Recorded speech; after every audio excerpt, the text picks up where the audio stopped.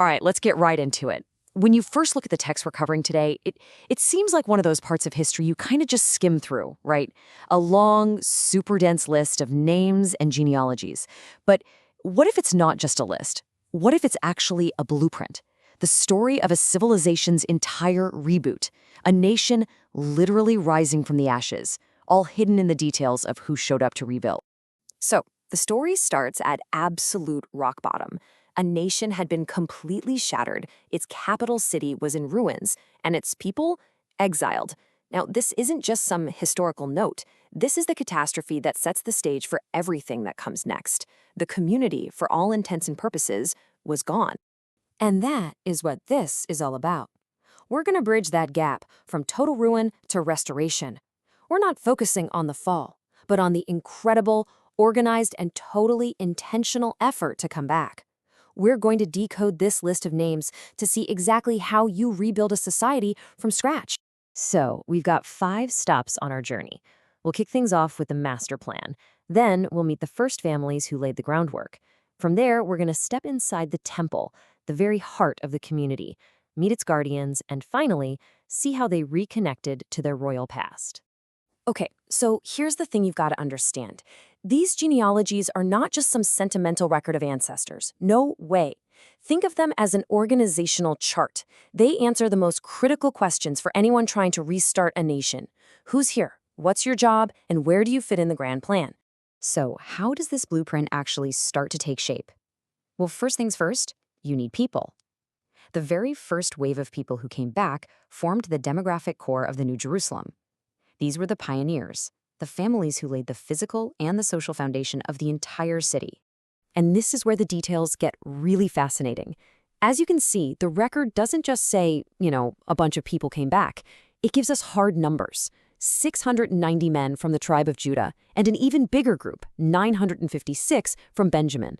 Now remember, these are all listed as heads of their families, so the actual number of people was way, way bigger. This was the foundation, everything else was going to be built. Okay, so you have a population. What's next? Well, the absolute top priority was restarting the city's heart, the temple. And this wasn't just a place to worship. It was the spiritual, the administrative, and the cultural center of their entire world. And let me tell you, running it was a massive operation. Get a load of this number, 1760.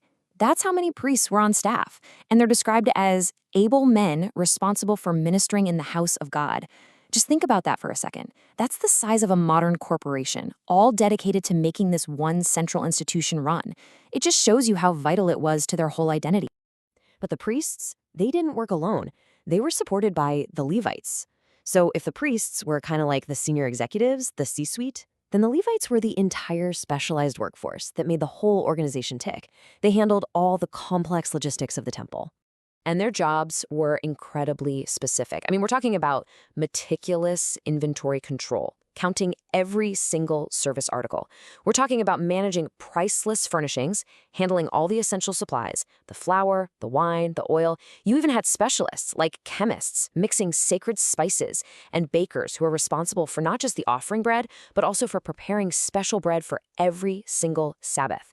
This was a highly organized, very complex operation.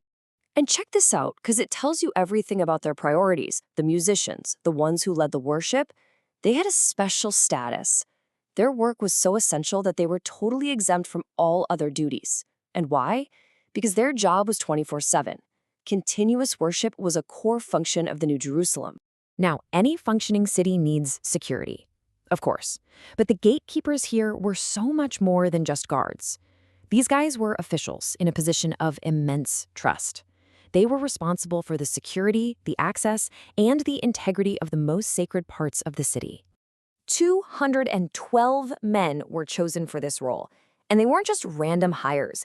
The text is very clear that they were registered by their genealogy in their own villages and assigned to these positions of trust. Basically, your family line was your resume. It was proof that you could be trusted with this responsibility.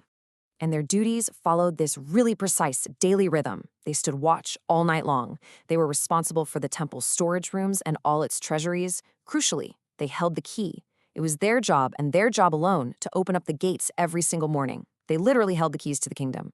So the city is up and running. It's got its people, a functioning spiritual center, a top-notch security detail. But, a community is more than just jobs and functions. It needs an identity. So how did they connect this brand new beginning to their grand historical past? Well, that brings us to the final genealogy in this whole chapter. And its purpose is crystal clear: to forge an unbroken link between the people who came back from exile and their royal heritage, specifically through the line of Israel's very first king, Saul. This list traces the lineage directly from King Saul's family, right down through the generations. And this wasn't just for some historical record. No, it was a powerful statement. It told everyone, hey, we are not a new people starting from scratch. We are the continuation of the kingdom. Our history is intact. So when you put it all together, this chapter that looks like a dry list of names is actually a powerful declaration. It lays out a strategic plan for a new society. It assigns everyone a role. It establishes order. And it grounds the entire project in a deep and royal history. It defined who they were, and it gave them the blueprint for who they were going to become. It really makes you think, doesn't it? A simple list of names can be a history of the past, a blueprint for the present, and a promise for the future. So, what would a list of the key people and roles in our own communities say about our priorities, our identity, and where we're headed?